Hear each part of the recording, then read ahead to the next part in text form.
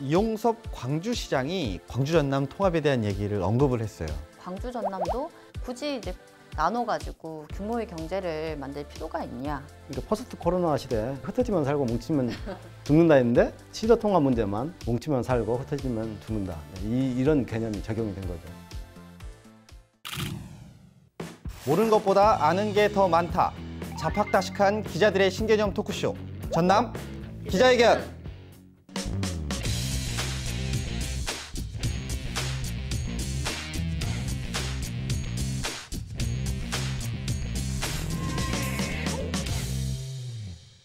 네, 어떻게 잘들 지내셨어요? 최근에 또 많은 일들도 있었고 또 뭐 날이 갑자기 또 이게 선선해지면서 감기들도 많이 걸리시는 것 같은데 좀 어떠세요? 저는 방역 수칙을 준수하기 위해서 항상 부부간 사회적 거리 3단계를 항상 유지하고 있습니다. 혼자 사니까 방 자체가 음압병실이 되는 거죠. 밖에는 오염지고 있고. 아니 그럼 잠깐만, 지금 두 분 다 이제 목포에서 혼자 사시고 네. 순천에서 혼자 살잖아요. 그렇죠. 외롭진 않으세요? 아우 좋습니다. 아 진짜요? 네. 저는 완전 혼자 살진 않아요. 저는 강아지랑 고양이랑 같이 살고 있는데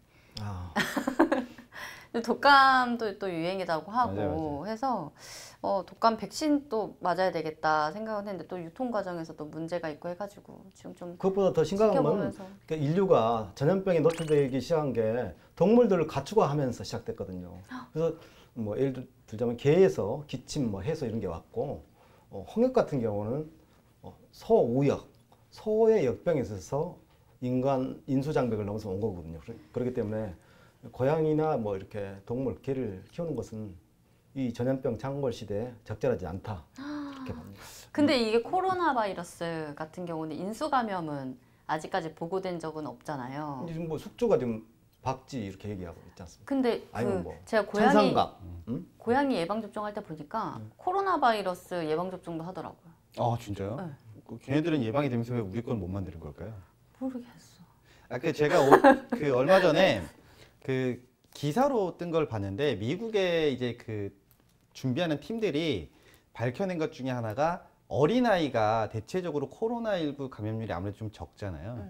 그리고 설령 걸렸다 하더라도 어른들보다 치사율도 낮고 네. 또 완치되었을 때 어른들 뭐 이렇게 뭐 기흉이라든가 이런 것들이 생기는 반면 뭐 아이들 같은 경우는 좀 이런 비율이 적다고 하더라고요. 합병증이. 그러니까 대체적으로 좀 건강하게 완치를 하느냐, 아니면 완치를 하고 나선도 좀 아프냐, 뭐 이런 것들이 좀 있을 텐데. 아까 송 기자 얘기한 것처럼 치사율은 동물에 적용하는 용어고 치명률 이렇게 치명률. 하는 거예요. 치사율은 또 술 마실 때 적용하잖아요. 치사량. 취가 낫지 않을까요? 그러면 취. 근데 진짜 봤는데 아이들이 좀 더 건강한 이유 중에 하나가 그거라고 하더라고요. 선천적인 네, 그 면역력이 있기 때문에. 네, 그렇습니다. 그러니까는 네. 지금 현재 개발되고 있는 백신들 자체가 후천적인 면역을 더 강화시키기 위한 것들이라 그렇죠. 오히려 더 효과가 없을 수도 있다. 그러니까 이런 것들을 좀 선천적인 거로 좀 이렇게 변형해서 개발을 해야 되지 않겠냐라는 얘기까지 좀 나오고 있더라고요. 예. 그래서 이게 앞으로 분명히 계속 이런 바이러스들이 종류가 더 다양해질 텐데 맞아요.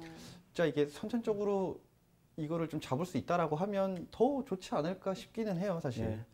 그렇게 인수 장벽, 동물과 인간의 장벽을 넘는 바이러스들이 더 늘어날 것이다 이렇게 다 전망하고 있죠. 그래서 올 겨울 같은 경우에는 지금 세계죠, 세계 코로나19, 감기, 독감 이게 유행했을 때 과연 어떻게 할 것인가. 그렇죠. 전 세계가 긴장하고 있거든요, 사실. 왜냐하면 그 감기 증상인데 다 코로나19 검사로 가게 되면 의료 시스템이 마비될 가능성이 있거든요. 그렇죠. 그리고 감기나 독감을 걸려가지고 면역력이 약화됐을 때 코로나19에 중복 감염될 가능성도 있고 높고. 이 두 가지 때문에 굉장히 전 세계가 긴장을 하고 있습니다.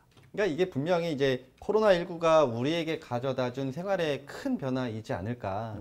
그리고 앞으로는 뭐 어떤 질병들이 좀 올지는 모르겠지만 가장 중요한 이 기본 수칙만큼은 잘들 좀 지키지 않을까 이제. 네, 그럴 것 같아요.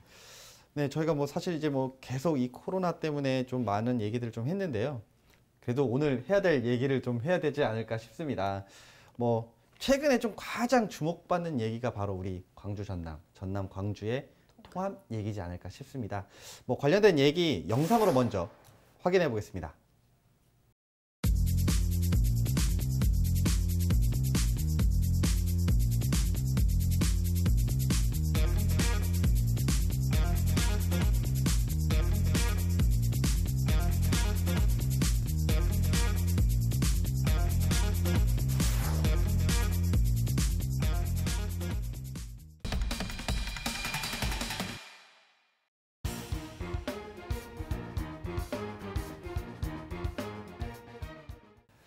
네, 지난 9월 이용섭 광주시장이 공공기관 2차 이전과 관련된 발언을 하면서 사실 여기에 광주 전남 통합에 대한 얘기를 언급을 했어요. 맞아요. 그리고 계속 무슨 기자회견이 있을 때마다 광주 전남에 대한 그 통합의 필요성을 계속 언급을 하고 있더라고요. 네. 그렇다 보니까 뭐 이게 좀 최대 현안으로 좀 떠오른 것이 아니냐, 좀 그렇게 보여지는데. 말씀하신 것처럼 이용섭 시장이 이게 기존에 뭐 이렇게 언급을 해왔었던 게 아니다 보니까 행사장에서 축사하면서 갑자기 이야기를 꺼냈거든요. 근데 이제 요지는 이거죠. 이제 경남도 뭐 부산, 울산하고 합쳐가지고 메가시티를 만들자는 주장이 있고, 또 대구, 경북 특별자치도가 이제 추진되고 있다 보니까 이건 흐름이다. 광주, 전남도 굳이 이제 나눠가지고 규모의 경제를 만들 필요가 있냐. 이런 필요성을 좀 강조를 했고, 광주시 의회도 좀 당황스러워하긴 했지만 시민들의 입장을 좀 들어보겠다. 이렇게 하는 네. 상황인 것 근데 같아요. 이제 9월 15일 날 이영석 광주광역시장이 확대 간부회에서 아주 구체적인 얘기를 맞아요. 했어요. 맞아요. 본인은 그렇게 말씀을 하셨죠. 즉흥적인 것도 아니고 아니다. 아니고 뭐 정치적인 계산도 없다 이렇게 얘기를 했는데, 그러니까 포스트 코로나 시대 모든 건 지금 개념이 이게 전복됐는데, 뭉치면 살고 흩어지면 죽는다인데, 흩어지면 살고 뭉치면 죽는다인데, 이제 이 시도 통합 문제만 뭉치면 살고 흩어지면 죽는다, 이런 개념이 적용이 된 거죠. 사실 이게 보면 예전에 원래 광주 광역시 자체가 이제 직화일시로 분리가 됐던 1986년 예. 이 당시 전까지는 분명히 전남 안에 있었거든요. 그렇죠. 예. 전라남도, 네. 광주시, 광주. 그리고 그 전에는 뭐 광주읍부터 시작을 했는지는 모르겠지만 굉장히 작은 소도시에서 점차 커지면서 지금은 광역시까지 됐어요. 그렇죠. 근데 광역시 된 지로만 따져도 사실은 그렇게 오래되지는 않았는데, 또 갑자기 이 통합 얘기를 꺼낸 것은 뭐 뭔가 좀 우리에게 설득력이 좀 있어야 될 거라는 생각이 좀 들더라고요. 이 설득력을 좀 갖기 위해서 광주에서 좀 내놓는 얘기들이 어떤 것들이 좀 있을까요? 이제 제일 큰 게 그거죠. 수도권이 올해 처음으로 수도권 인구가 지방을 합친 인구보다 더 많아졌어요. 그래서 이 수도권 블랙홀을 막고 지역이 균형 발전하고 경쟁력을 갖기 위해서는 통합이 우선돼야 된다. 그래서 이제 대구, 경북 같은 경우는 굉장히 구체적으로 됐거든요. 뭐 맞아요. 위원회도 구성되고 22년, 그러니까 지방선거, 다음 지방선거 할 때 그 어떻게 보면 대구, 경북 통합 주민투표. 지자체를 출범시키겠다, 이런 그 마스터 플랜을 세워놨죠. 그래서 거기 대구 경북의 모습을 보고 굉장히 나름대로 좀 충격을 받았고, 그리고 또 뭐 부산, 경남, 울산도 뭐 통합을 하겠다, 이렇게 일단 그 논의가 지금 시작되고 있습니다. 그래서 이제 이런 부분에 대한 좀 자극을 받아서 이영섭 광주광역시장이 그런 제안을 한 것으로 분석이 됩니다. 사실 뭐 이제 앞서서 인구 얘기를 좀 꺼내 주셨는데요. 사실 이제 최근 통계 자료만 봐도 네. 전남 같은 경우는 2037년이 되면 168만까지 예. 줄어든다고 하더라고요. 맞아요. 거기에 노령 인구는 오히려 지금보다 훨씬 더 높아지고 예. 또 실제 생산 가능한 인구들은 반대로 또 줄어드는 예. 모습들이 좀 나타나다 보니까 그 인구 문제 같은 경우는 우리 광주 전남 전체적으로 봐도 크지 않을까라는 생각이 좀 들어요. 그리고 광역 단위 지자체들 대비를 했을 때 사실 광주 전남이 인구가 정말 적은 편이거든요. 그렇죠. 그렇죠. 광역단체 예. 중에. 대구, 경북이 합쳐지면 510만 명이 되거든요.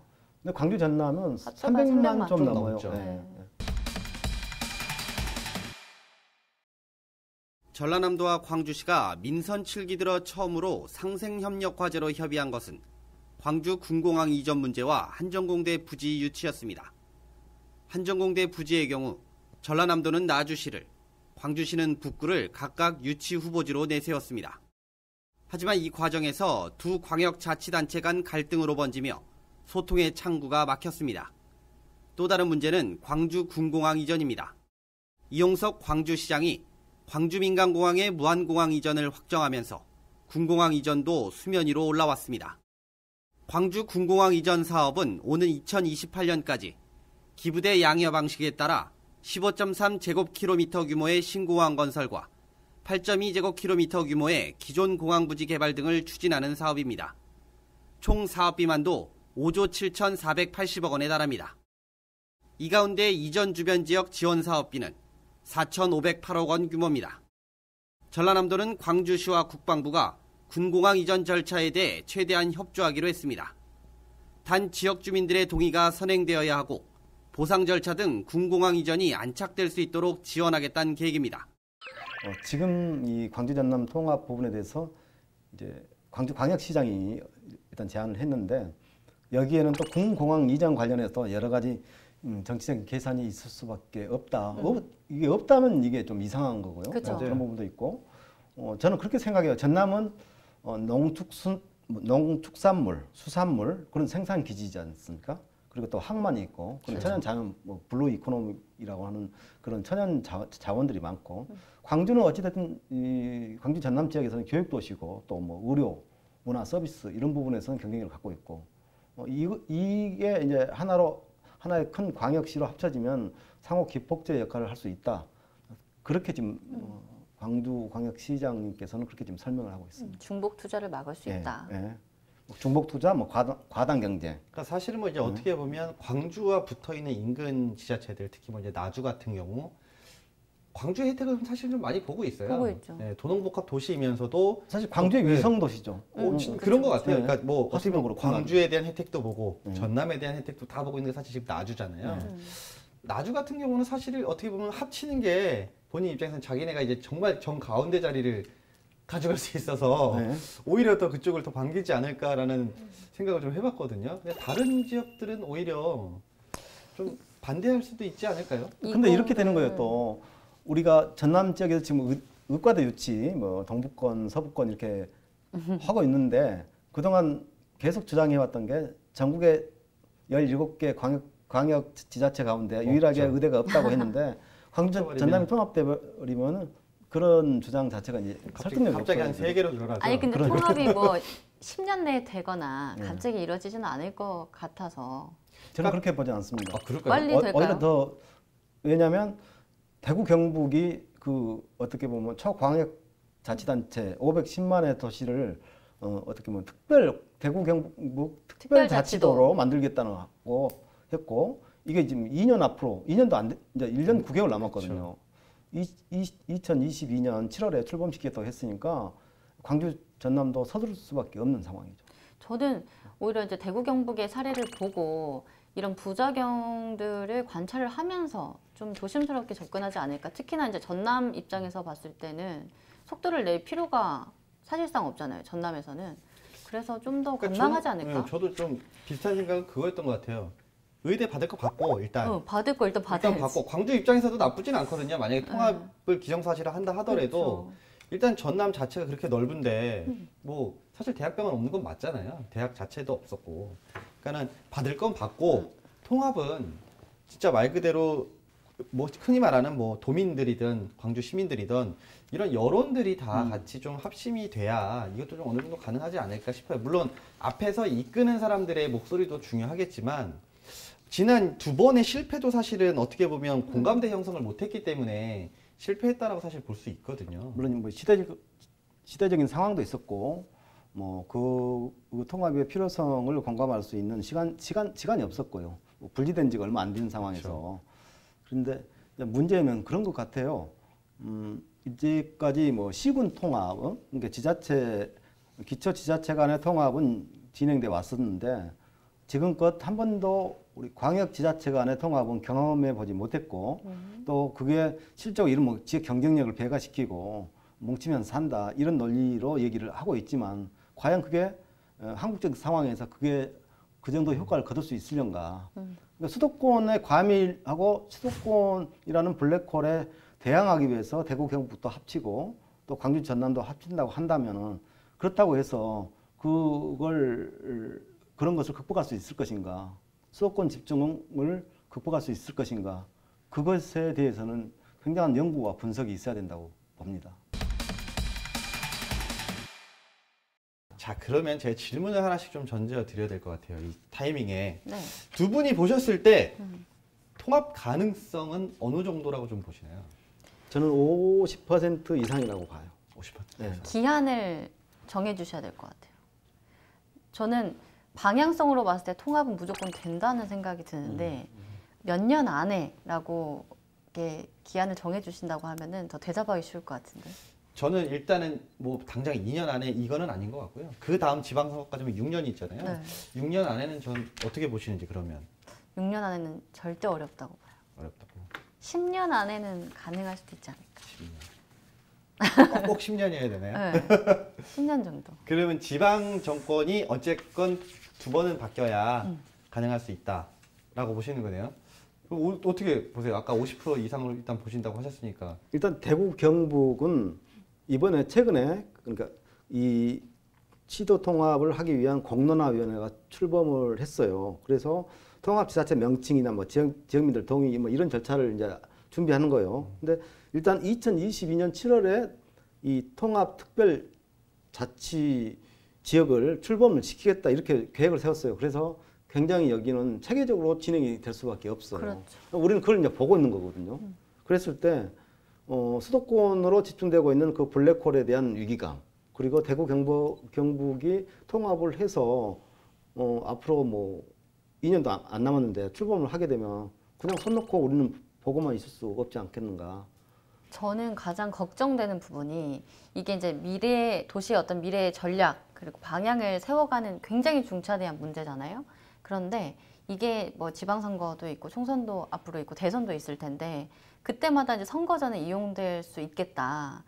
표심 당장의 표심을 생각을 해서 그렇다 보면 지역 간의 어떤 주민들만의 간의 갈등이 또 발생하게 되고 그러면 또 이렇게 유야무야 돼서 약간 무산되지 않을까 이런 우려들이 사실 크거든요. 그래서 다른 뭐 대구, 경북, 그다음에 뭐 부산 이렇게 사례를 놓고 보더라도 지방선거나 이런 총선이나 이런 선거를 지나면서가 훨씬 더 위기가 되지 않을까라는 생각이 훨씬 더 많이. 제가 이번에 이걸 좀 준비를 하면서 좀 다른 쪽을 좀 알아봤어요. 우리는 지금 통합을 논하고 있는데 경기도 같은 경우는 분도를 준비하고 있어요. 오히려. 경기 남도, 경기 북도. 네. 그 경기 북부 쪽에 사람들이 정말 안 살고 발전이 더디고 적경지라는 이유로 사실 많이 등한시되어 오기도 했었거든요. 그럼에도 불구하고 경기 북부 쪽으로 나눠지는 이 한강 이북 지역의 인구가 300만이 넘어요. 그러다 보니까 참 이게 우리 지역은 사람이 없어서 통합을 논하고 있는데 참 이런 부분을 보면 부럽네요. 네, 부럽기도 하고 좀 그러니까 아이러니하구나. 지방 광역지자체 간의 통합이 지금 논의되고 지금 이렇게 추진 중인 이유가 결국 인구 유출의 문제거든요. 그렇죠. 근데 과연 통합을 했다고 해가지고 인구 유출이 수도권으로의 인구 유출이 감소할 것인지 그 부분에 대해서는 저도 개인적으로 보기에는 좀 의문이에요. 그렇죠. 이게 사실 뭐 통합으로 인해서 또 국가 전체적으로 봤을 때 통합하면 균형 발전이 이루어지는 거냐라고 묻는다면 절대 그건 아니다. 오히려 통합해서 균형 발전을 명분으로 한 사업비, 국비를 따내기 위한 어떤 규모의 경제를 만드는 그래서 이 국비나 사업비를 유치하기 더 수월한 구조를 만드는 그런 아무튼 방향이 경제성은 아닌가. 분명히 있는 통합이 경제성 있는 건 경쟁력을 맞죠. 갖추는. 예. 근데 나머지 부분은 뭐 지방 풀뿌리 민주주의가 어떻게 더 발전할 것인가 그런 부분에 대해서는 저도 의문입니다.